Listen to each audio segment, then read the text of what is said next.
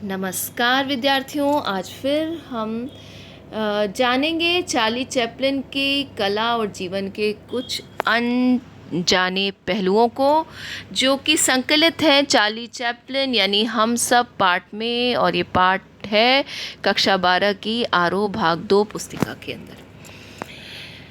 पाठ में आगे बढ़ने से पहले हम ये जानने का प्रयास करेंगे कि छात्र इस पाठ में क्या सीखेंगे। छात्र उन घटनाओं के संबंध में बता सकेंगे जिन्होंने चार्ली की भावी फिल्मों के लिए भावभूमि तैयार की।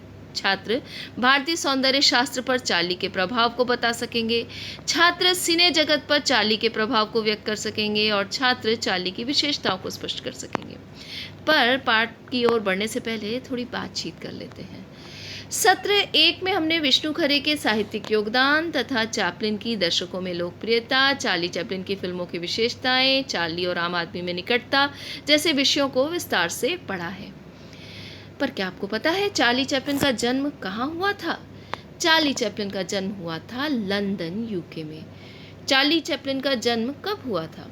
16 अप्रैल 1889 को चार्ली चैपलिन का जन्म हुआ था। और चार्ली की मृत्यु कब और कहाँ हुई थी? चार्ली की मृत्यु हुई थी 25 दिसंबर 1977 को स्विट्जरलैंड में। अब हम देख सकते हैं यहाँ पर स्क्रीन पर चार्ली की कुछ प्रमुख फिल्मों के नाम दिए हुए हैं। चार्ली की प्रमुख फिल्में हैं Metropolis, the cabinet of doctor Caligari, the रोवंथ, last year in Marienbad, the sacrifice, making a living आदि। ये इनकी कुछ प्रमुख फिल्में हैं। इनकी पहली फिल्म थी मेकिंग अ लिविंग। अब हम जानते हैं चार्ली के जीवन की उन 2 महत्वपूर्ण घटनाओं को जिन्होंने उनकी फिल्मों के लिए भावभूमि तैयार की। चार्ली बताते हैं कि एक बार जब वे बीमार थे तब उनकी माँ ने उन्हें ईसा मसीह का जीवन बाइबल से पढ़कर सुनाया था।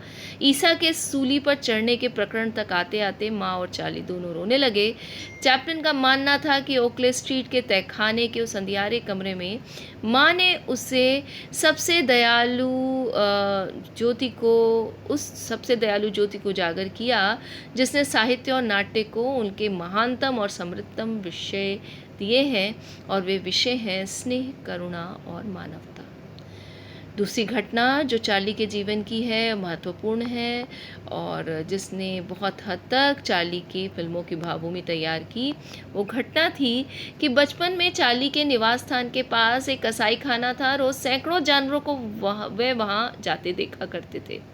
एक बार एक भेड़ वहाँ से भाग निकली। उसे पकड़ने वाले उसका पीछा करते कई बार फिसले और लोग ठहाके लगाने लगे। आखिरकार वह गरीब जानवर पकड़ा गया।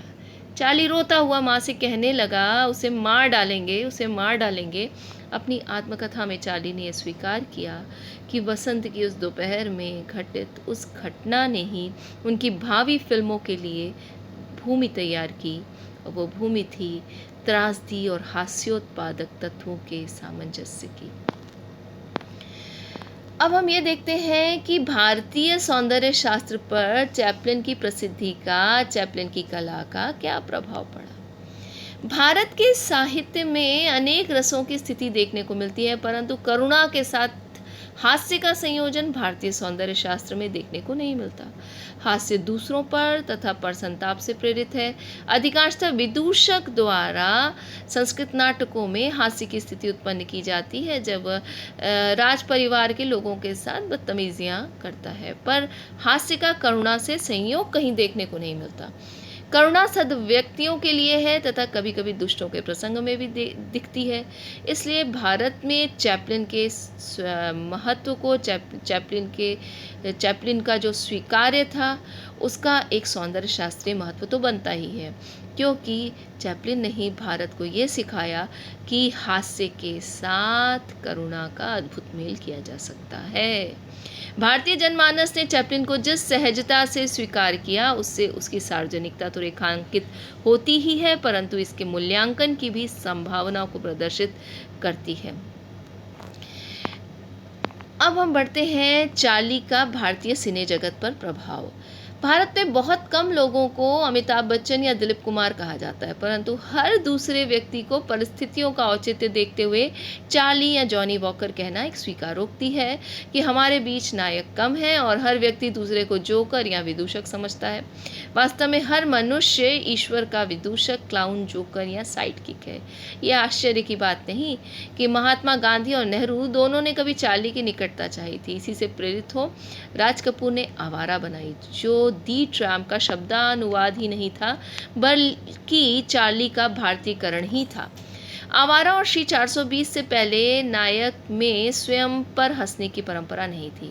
राज कपूर के बाद दिलीप कुमार ने बाबुल, शबनम, कोहिनूर, लीडर, गोपी और देवानंद ने 9-2-11, फंटूश, तीन देवियां, शम्मी कपूर, अमिताभ बच्चन, श्रीदेवी आदि कई कलाकारों ने चैपलिन को किसी न किसी रूप में पर्दे पर उतारा है और आज भी जो नवोदित कलाकार हैं वो इस प्रयास को करने में अपने आप को गौरवान्वित महसूस करते हैं। आज नायक को झाड़ुओं से पिटता दिखाया जा सकता है और हर ऐसी घटना हमें सिर्फ चार्ली और चार्ली की ही याद दिला जाती है। चार्ली अपनी फिल्मों में कब सबसे ज़्यादा हंसता है, हम इसको जानने की कोशिश करेंगे। वो क्षण होते हैं गर्व के क्षण। चार्ली स्वयं पर तब सबसे ज़्यादा हंसता है जब वह स्वयं को गर्वोन्मत्त, आत्मविश्वास से लबरेज, सफलता, सभ्यता, संस्कृति तथा समृद्धि की प्रतिमूर्ति, दूसरों से ज़्यादा शक्तिशाली तथा श्रेष्ठ और अपने वज्रादपि कठोराणी यानी वज्र से भी कठोर तथा मृदुनी कुसुमादपि यानी फूल से भी कोमल क्षण में वो अपने आप को दिखलाता है। तो वही वो वक्त होते हैं, वही वो क्षण होते हैं जब वो अपने आप पर सबसे ज़्यादा हंस रहा होता है। कहीं ना कहीं ये पूंजीपति मानसिकता या सामंतशाही के बनावटी और दिखावे से भरी जीवन शैली पर व्यंग ही है। साथ ही व्यंग है मानव के जीवन की उस अनिश्चितता का जो शूरवीर क्षणों में कायरता और भगोड़ा बना देती है, लाचारी में विजय दिलाती है, रोते रोते हंसा देती है और हंसते हंसते रुला देती है। मनुष्य सुपरमैन नहीं है।